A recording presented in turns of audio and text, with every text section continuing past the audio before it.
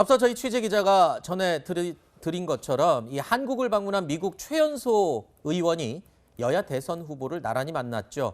오소프 의원은 오늘 아침에 이재명 후보를 먼저 만났는데요. 이 자리에서 이재명 후보는 특유의 직설화법을 구사했습니다. 한국이 일본 식민지가 된 게 미국이 일본 편을 들었기 때문이다. 이런 얘기까지 꺼냈습니다. 직접 들어보시죠.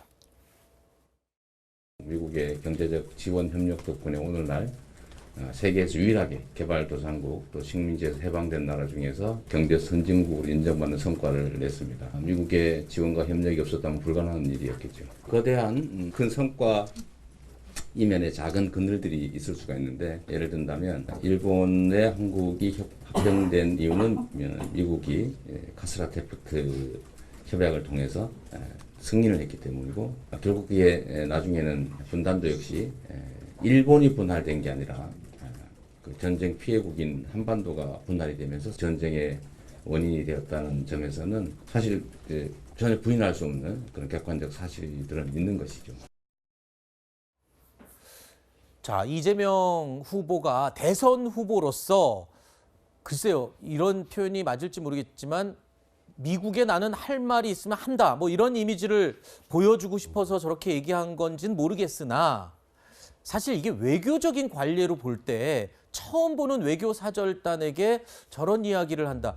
얼마 전에 그 미중 정상회담 때 중국에서 미국의 역사적인 이야기를 하면서 아주 기분 나쁜 얘기를 해서 회담 자체가 아예 진행이 안 된 적도 있었잖아요. 예. 이거 어떻게 보십니까? 외교적인 관례로 봐서는 적절한 겁니까? 그러니까 이제 다른 거보다도 사실 외교적인 그런 언사는 매우 신중해야 되고, 그거를 밖으로 꺼낼 때는 이제 다른 당위정을 입혀서 사실 꺼내야 되는 거거든요. 근데 한일 합병, 즉 다시 말해서 일본이 한반도를 침략해가지고 합병하게 된 이 원인이 1905년에 있었던 미일 사이의 카스라테프트 협약, 비밀 협약이거든요.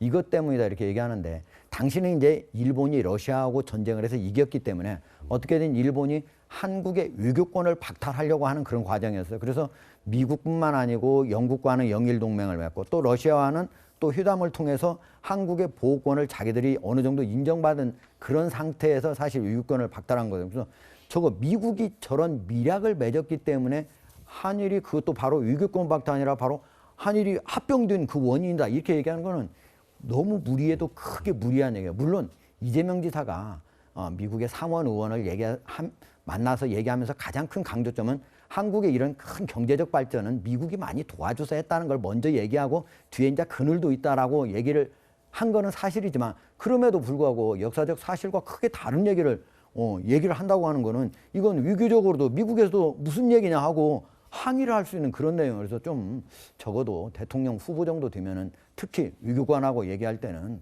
그리고 미국 다른 나라의 정치 지도자하고 얘기할 때는 좀 말을 조심해야 된다 이렇게 생각합니다. 대선 후보로서 어떤 외교 역량을 보여줄 수 있는 공식적인 사실상 첫 무대가 됐잖아요. 오늘이 그 무대거든요. 여야 대선 후보 모두. 그렇기 때문에 아마 뭔가 좀 많이 보여주고 싶은 의욕이 앞서지 않았나 이런 생각이 그 의욕은 좋은데 그럼에도 불구하고 말실수를 통해 가지고 오히려 국내 말실수보다 외교적 말실수는 더 큰 문제를 일으킵니다. 네. 자, 그럼 여기서 이 차기 대통령 선거 여론조사 요즘 또 슬슬 여기저기서 결과들이 많이 쏟아지고 있는데 저희가 몇 가지 살펴보도록 하겠습니다. 여론조사 4개 기관이 공동으로 실시한 여론조사 결과인데요. 지지도를 보면 이재명 후보가 32%, 그리고 윤석열 후보가 39%, 심상정, 안철수 후보가 각각 5% 지지율로 조사됐습니다.